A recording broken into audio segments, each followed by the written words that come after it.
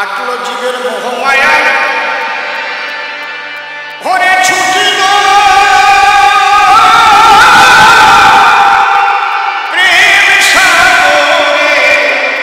প্রেম সাগরে বা এসেছে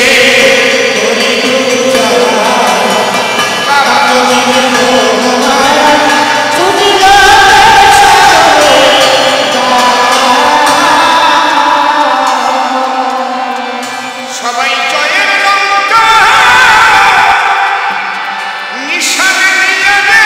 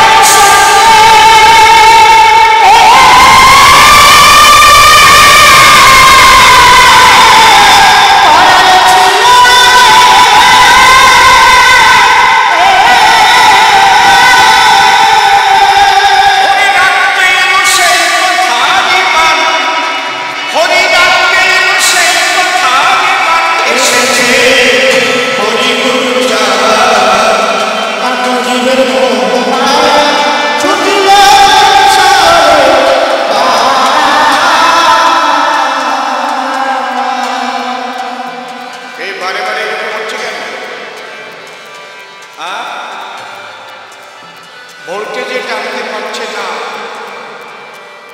জেনারেটর চলছে না ইলেকট্রিক লাইনে হচ্ছে।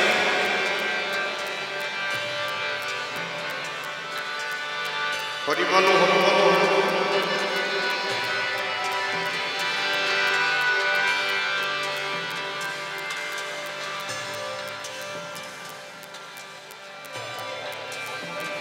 না টানতে পারলে জেনারেটর চলে, ডিস্টার্ব হবে মানে মানে চোখ কেটে গেলে কবি গান গাওয়া যায় না। সব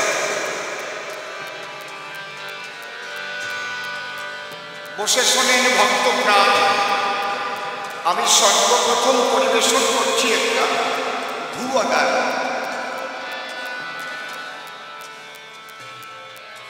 এই গানটার মধ্যে দিয়ে আমি কিছু কথা করব,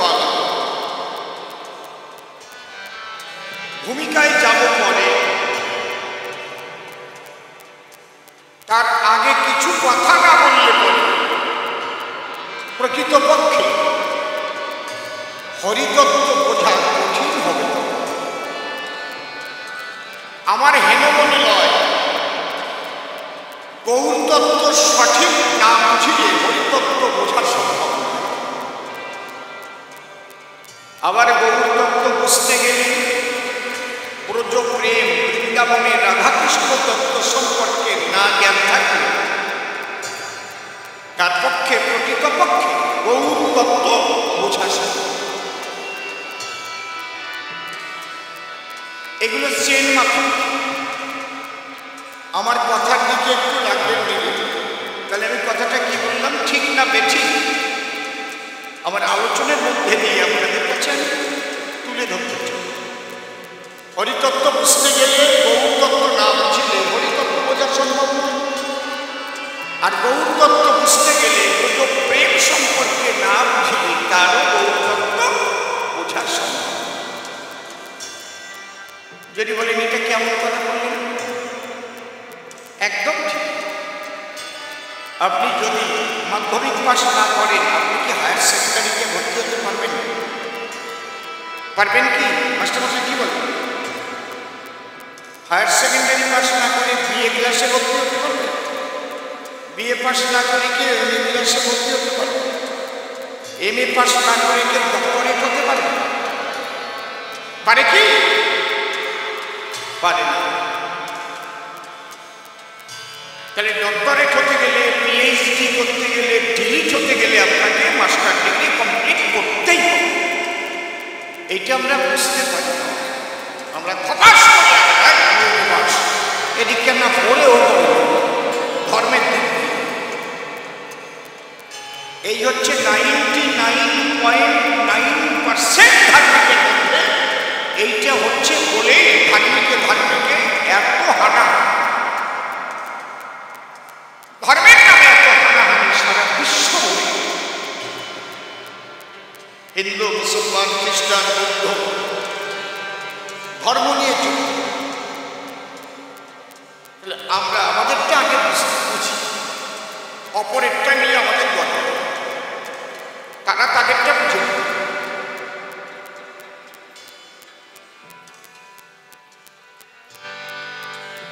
তাহলে প্রথম থেকে আসতে হবে।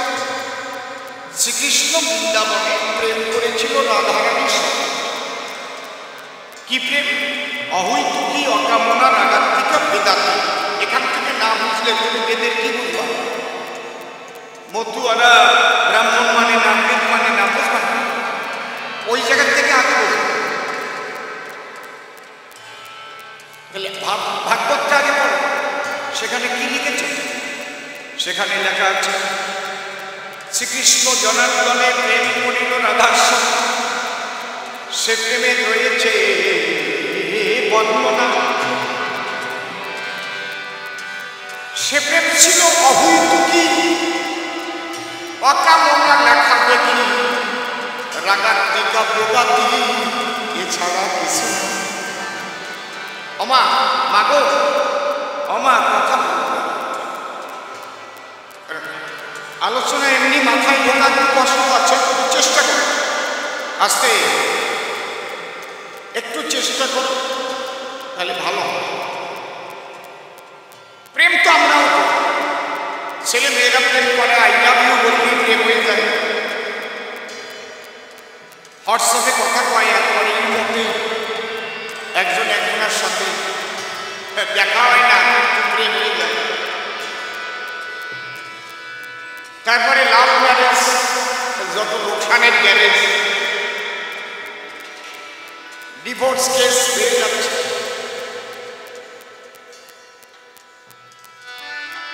আগে বিয়ে দিতে গেলে দুই পক্ষ ভালো করে বিবেচনা না করে বিয়ে হতো না, দেখা দেখি হতো। কথা আছে যে হাজার কথা না বলি বিয়ে হয় না।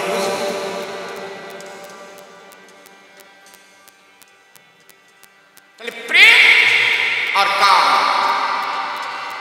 দুটো কিন্তু বিরোধী শব্দ। আবার কাম না থাকলে প্রেমও হয় না। বাড়ি একটা কাজ, যার দেহে কাম নাই সে কোনোদিন প্রেমিক হতে পারে না। কামকে রিফাইন করে প্রেমের জন্ম। দুধ না হলে আপনি ছানা পাবেন না। আপনার গরুতে দুধই হয় 2 কেজি, ছানা কি আপনার 2 কেজি পাবেন না? যার গরুতে 10 কেজি দুধ হয় সে বলতে পারে আমার ছানা কত 2 কেজি হয়, 2.5 কেজি হয়।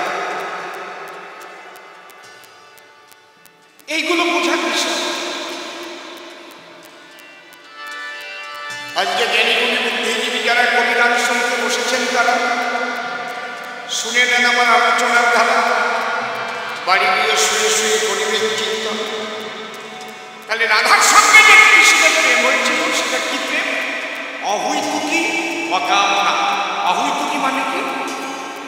সুখের হেতুটা তাদের ছিল।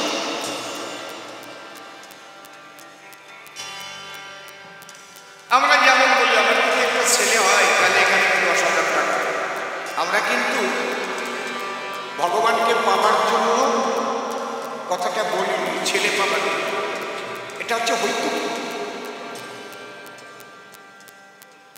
আমার যদি বেধি সামনে এই জায়গা দেবো একটা বড় ঘর, তাহলে ঘর করে দেবো কেন? আমার বেধি যাবো সাথে, একে বলে হৈতুকি প্রেম। তারও কান্নাকাটি করে, হরি বলি পড়ায়, কিন্তু বিশুদ্ধ প্রেম একে বলে না। কিন্তু এটার জন্য যখনই তার ছেলেটা পেল তখন তার কিন্তু এর উপর একটা ভক্তি চলবে, পরে আর ছেলের করতে আসে না, পরে সাধু সঙ্গ করার জন্য আস্তে আস্তে সেই বিশুদ্ধ প্রেম ভক্তি তার কপালেই চলবে। আমি কোনোটাকে খাটো করছিলাম ওকে, কিন্তু একদম সূক্ষ্ম আলোচনা করছি, কাউকে আমি ছোট করছি। কারণ কখন আসে তো আর এমএ পাস করা যায় না, আর এমএ পাস করিয়ে দিলেও ছাড়া যায় না। যারা এমএ পাস করেছে তারা কয় নাকি এখন আর আমার সরেও এবিসিডি আর লাগে না, কারণ আমি এমএ পাস করে গেছি, ওগুলো প্রাইমারিতে পড়েছি বলতে পারে। ঠিক এইরকম সাধন তখন, তাহলে অহৈতুকি আর অকামনা, যেমন কামের থেকে কামনা করে। এই যে নারী পুরুষের বিয়ে হয় একটা নির্দিষ্ট বয়সে, নারী এবং পুরুষের যৌবন আছে, এই যৌবনে একে অপরের পরশ কামনা জয়রাধে। এই জন্যে সামাজিকভাবে বিবাহ বন্ধন সৃষ্টি হল কেন? তাই নাহলে মানুষ ব্যভিচারী হয়ে যাবে। সমাজবদ্ধ জীব, সামাজিক মতে চলতে হবে। তোমার ছেলে যা ইচ্ছা তাই করতে পারে, তোমার মেয়ে যা ইচ্ছা তাই করতে পারে।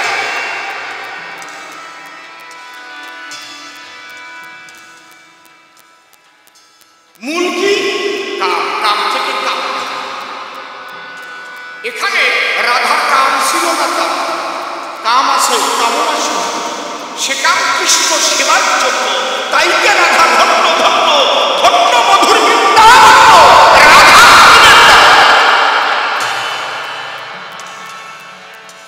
আমা একটু বোঝার চেষ্টা করো।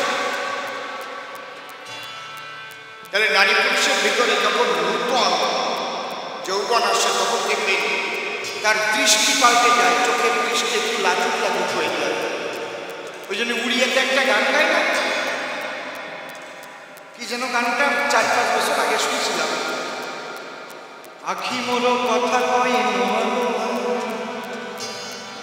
একটা টাইমে জন্মের বেলা বাজেছে না, ওঠো মোর লাজ করে নোয়া নোয়া, মানে নতুন নতুন, বুঝতে পারছিস? ফোটে নতুন ভাব, আখিতে নতুন ভাব, কি যেন উড়নি নাকি মোদেহারে উড়নি পড়েছে, কি নোয়া নোয়া কবি নতুন দিকে সে বিয়ে করেছে কেন করে? ও আবার একটা ভালো গান, সে বিয়ে করেছে, ওই কাই করেছো মাল করেছো আমি তো বুঝি, ও আবার বুঝে গেল। গানটা কি সুন্দর লিখেছে যে কবি, বাহ! যেদিন গানটার মানে বুঝলাম বাহবা দিলাম লেখকের, বাহ বাহ বাহ বাহ, সুন্দর চিন্তা। আখি মোড়ো কথা কয় নোয়ার, একটা বাচ্চা মেয়ে ও আমার দিক তাকায় গান শুনবে, চোখের কলম পড়বে না, কিন্তু একটা যুবতী মেয়ে কিছুক্ষণ তাকায় থাকে, চোখ সরাই নেবে না, বেশি সময় তাকায় থাকবে না। ঠিক বলছি না নাকি?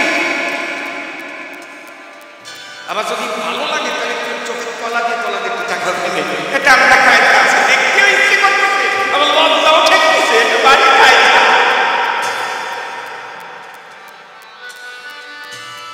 এই যে নূতন ভাবনা ভিতরে জাগ্রত হয়, এটা হচ্ছে প্রাকৃতিক নিয়ম।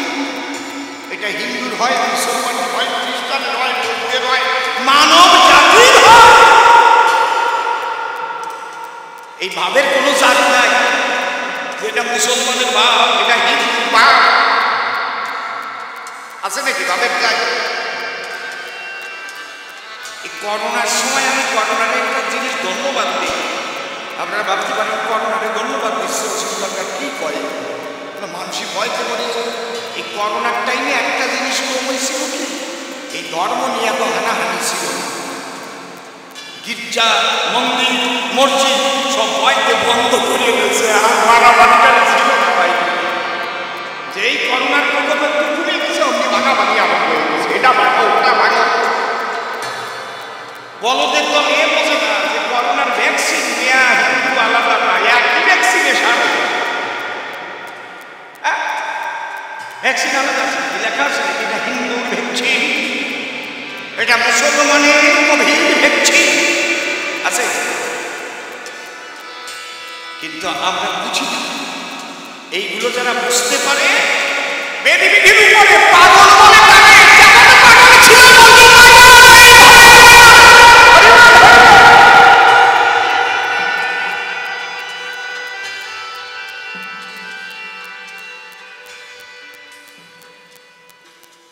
আমার আসলে উনি গান শুনছে, তখন কীর্তন গান গাই।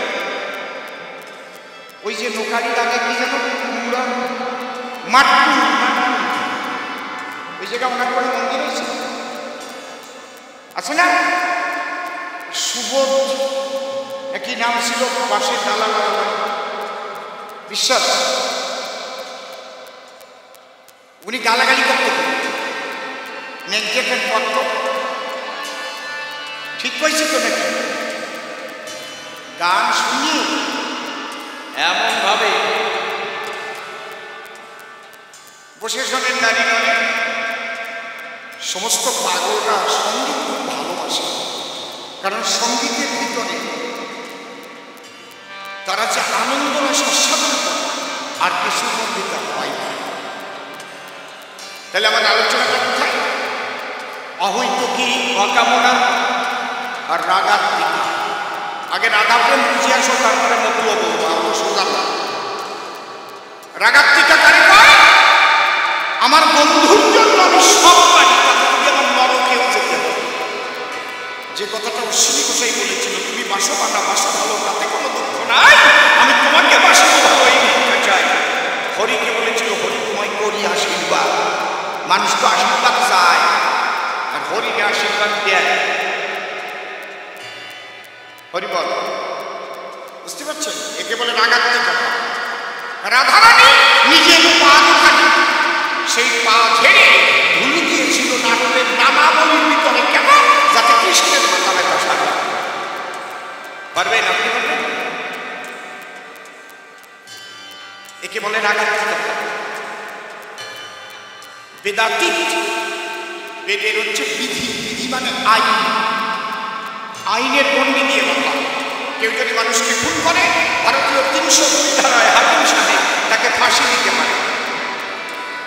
ভারতীয় দণ্ডবিধি 302 ধারায় ফাঁসি দেওয়া হইল। তাহলে বেদের বিধি মানে আইন। কিন্তু যখন মানুষ সেই ব্রহ্ম প্রেমে মত্ত হয়ে যায়, কৃষ্ণ প্রেমে মত্ত হয়ে যায়, রাধা প্রেমে মত্ত হয়ে যায়, সমস্ত বেদ বিধি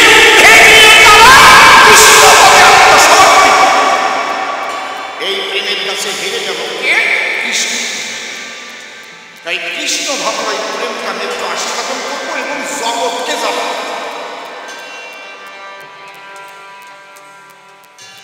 তাই রাধার ভাবকান্তি বিলাস শুনিয়া কৃষ্ণ রূপ দিয়া সেই কৃষ্ণ গৌর হইয়া গেল নদিয়ায়।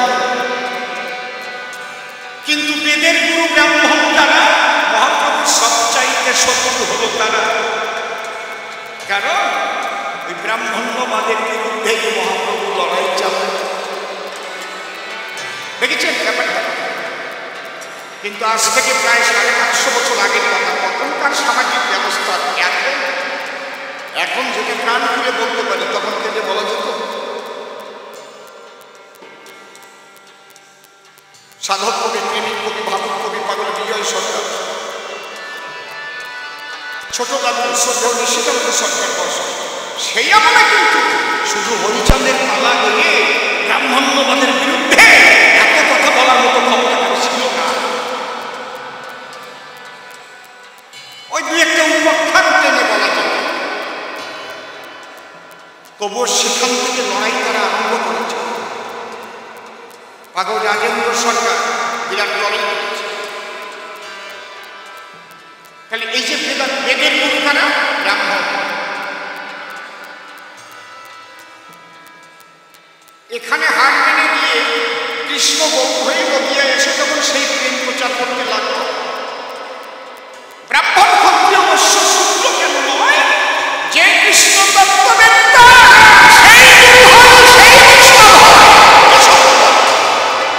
আপনি হইয়া হরি বলছে ব্রাহ্মণে চট্টালে গোড়া ধরে দিচ্ছে।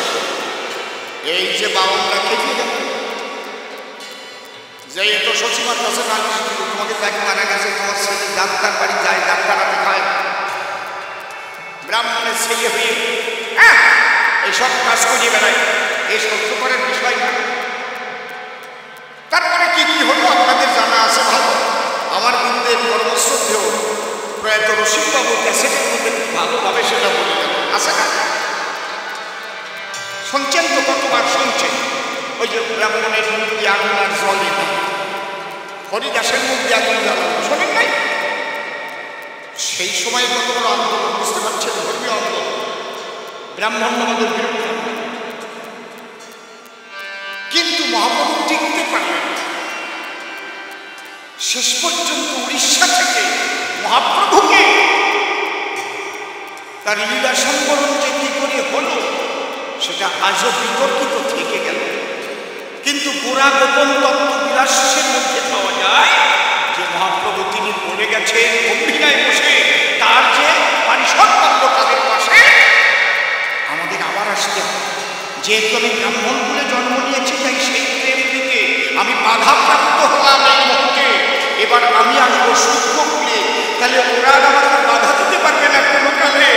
যে কুলে এখনো আমি কখনো আসি নাই, এইবার আমি হরি নামে সূক্ষ্ম করে এসে ভালো হবে।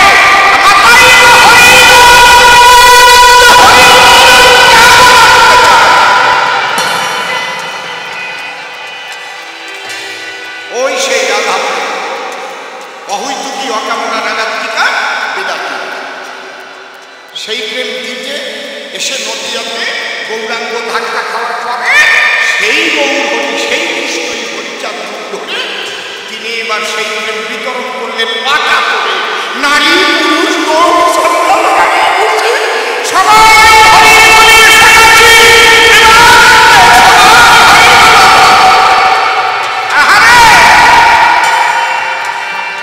ওই জায়গার থেকে না বুঝে আসলে বোঝা যাবে, কিছু বোঝা যাবে না। এই কথাগুলো আমি না বলেও পারতাম, এই কথাগুলো বলে আসলে কবিগান গাওয়া লাগতো না, যেহেতু আপনারা আমার মানুষ। এই কথাগুলো ভালো করে মুখস্থ করি না, তাহলে কি হবে? বৈষ্ণব মধ্যর মধ্যে গণ্ডগোলটা থাকবে না। বৈষ্ণব বাবাজিরাও শুনে যা, ভালো করে শুনে বুঝে যা যে প্রকৃত ব্রজ প্রেম দেবার জন্যই হরিচাঁদ ঠাকুর এসেছিলেন, অন্য কিছু নয়। তার প্রমাণ অশ্বিনী গোসাই গান, তার গোসাই গান কানি বের করেন। অহৈতুকী প্রেম ভক্তি বৈধন্য অবলার ভাগ, মুক্তির আসে আসো বসে হলো না সেই ভক্তি লাভ, তার গান অশ্বিনী গান। তাহলে ওই অহৈতুকী প্রেম ভক্তি বৈধন্য অবলার ভাব, অবলা মানে বৃন্দাবনের মধ্যে আত্মসমর্পিত ভাব তো আমার এলো না। আমি মুক্তির আকাঙ্ক্ষা করে বসে আছি চোখের ঘরে, না না, সব কিছু লাগে না। আত্মসমর্পিত হয়ে পড়ে তার সব হয়ে যায়। দেখেছ আমার অশ্বিনী রাধা যে চরণ ধরে দিয়েছিল কৃষ্ণের মধ্যে, অশ্বিনী নিম্ন কলম ধরে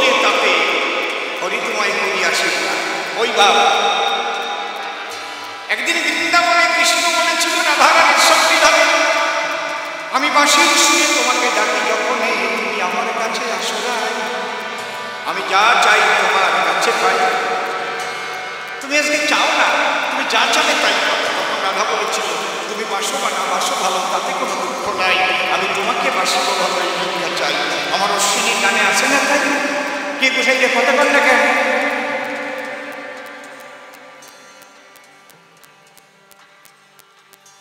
এই তত্ত্বগুলো যারা না বুঝবে তারা গন্ডগোল বাজাবে। তারা কি নিয়ে গন্ডগোল বাজাবে? মালা নিয়ে। ওনার বলে আসার মালা, ওনার বলে তুলসীর মালা। মালা তোমার শ্মশানে নিয়ে দেবে, কোনো মালা শ্মশানে নিয়ে দেবে, ল্যাংটা করে সারিয়ে আগুনে ঘোড়ায় দেবে। বৈষ্ণবের মালা দেবে না শ্মশানে? কি কথা করছেন না? মতুয়ার মালা শ্মশানে যাবে না? ওগুলো হচ্ছে বহিরঙ্গীয় বেশ। আর দ্বাদশ আজ্ঞার মধ্যে লেখা আছে বহিরঙ্গ সাধু বেশ পরিত্যাগ। সাধু হও, সাধু শাস্তি দেবে। সাধু হও, তুমি সুটকট করেও সাধু হতে পারো, তুমি মাস্টারি করেও সাধু হতে পারো, তুমি তাই সাধু হতে পারো যদি তুমি ওই তত্ত্বের ঘরে বিরাজ করো। আমার জন্য আমি কিছু করবো না, আমার